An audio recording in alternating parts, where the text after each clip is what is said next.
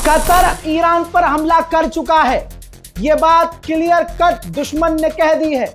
और हो ना हो, क्योंकि कल दिन भर कतर बार बार कह रहा था हम हमला करेंगे, याद होगा अगर आप मेरी कल की रिपोर्ट देखे हुए हैं तो।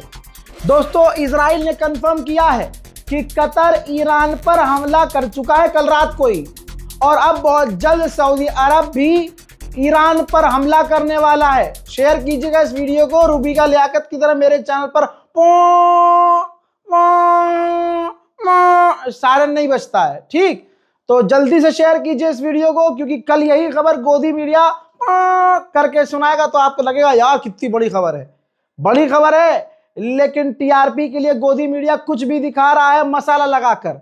सिर्फ उसमें भी सोच रहा है कि मोदी जी का कोई नाम आ जाए जिसमें मोदी जी का फायदा हो जाए, ठीक? तो गोदी मीडिया नहीं देखना, पहली बात। दूसरी बात, आपको किसी भी रील पर भरोसा नहीं करना, ठीक?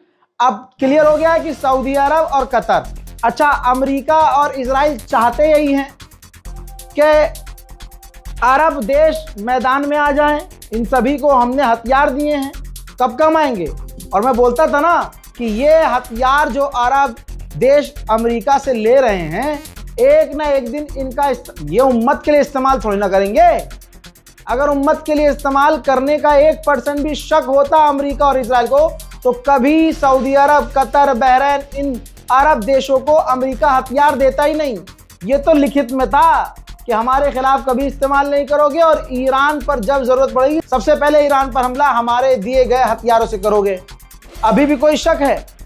अब सोचिए दोस्तों, पूरी दुनिया में अरब नंगा हो चुका है। अरब का हाल क्या है पता है? स्क्रीन पर देख लो, मोहम्मद बिन सलमान हो या कोई और नाच रहे हैं।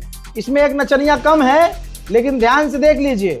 कतर हो, सऊदी अरब हो, पाकिस्तान का आसिम मुनीर हो, सब इजराइल और अमेरिका के आगे नाच रहे हैं। पाकिस्तान का प्रधानमंत्री चाहे क्यों ना हो, ट्रंप और नेतन्याहू के आगे सब के सब सारे अरब और मुस्लिम देश मुजरा कर रहे हैं।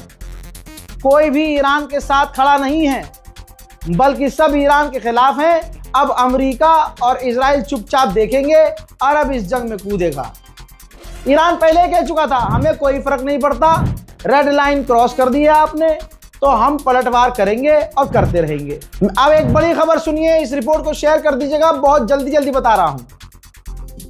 सुप्रीम लीडर को चुनने के लिए एक कमेटी होती है। वो कमेटी एक बिल्डिंग में बैठकर मीटिंग करती है, वोट करती है, उसके बाद सुप्रीम लीडर को चुना जाता है। इतना समझ में आ गया? अभी कुछ देर पहले की बात है, वो ये है कि इजराइल ने उसी बिल्डिंग पर हमला किया जिस बिल्डिंग में सुप्रीम लीडर को वोट करके चुना जाता है, और 88 मेंबर इसमें वोटिंग करने के लिए होते हैं। हमला करने के बाद इजराइल ने कहा कि हमने उस बिल्डिंग पर हमला किया जिस बिल्डिंग में सुप्रीम लीडर चुना जाता है और वोटिंग की जाती है। कुछ 88 में से कुछ लीडर वहां मौजूद थे, ये इजराइल ने कहा। ईरान ने क्या कहा? ईरान ने कहा कि हां, हमारी बिल्डिंग पर हमला किया गया है, लेकिन उस बिल्डिंग में कोई भी लीडर नहीं था। यह सबसे बड़ा अपडेट है, यानी अभी भी इजराइल के निशाने पे अगला सुप्रीम लीडर है कि अगला सुप्रीम लीडर कौन बनेगा। इसके अलावा ईरान के मेहराबाद एयरपोर्ट पर, मेहराबाद इंटरनेशनल एयरपोर्ट पर, तस्वीर देखिए, मेहराबाद इंटरनेशनल एयरपोर्ट पर इजराइल ने हमला किया है। इस हमले में ईरान के एयरपोर्ट तो तबाह हुए ही हैं, लेकिन साथ में ये तस्वीर देख लीजिए, जहाज भी, ईरान का सिविलियन जहाज भी पूरी तरह से तबाह व बर्बाद हो गया है। ईरान के हर अलग अलग इलाकों में अमेरिका ने और इजराइल ने मिलकर खतरनाक बमबारी की है, जिनके कुछ मंजर ये हैं जो लगाने वाला हूं, ये थोड़ी देर पहले के हैं, लाइव देखिए।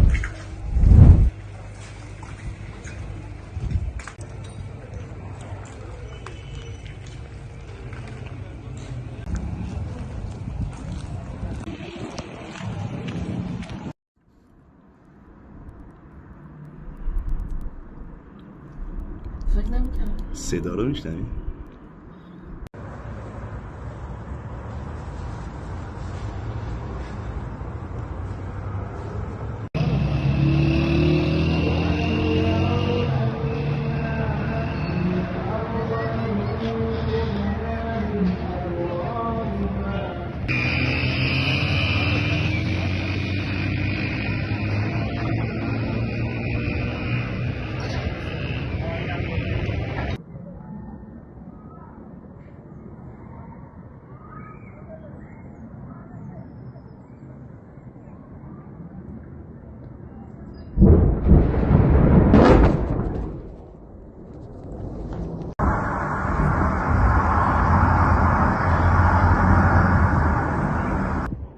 میدون سپاه رو زد ترکون،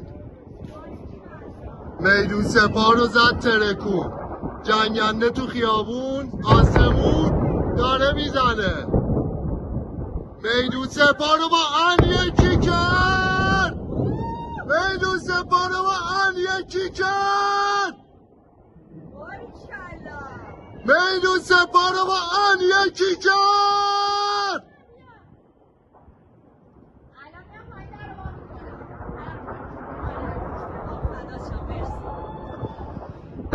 باریکالله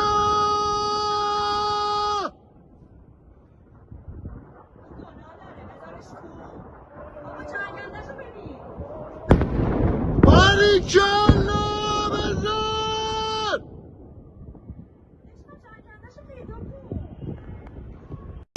یه دیگه چی زده؟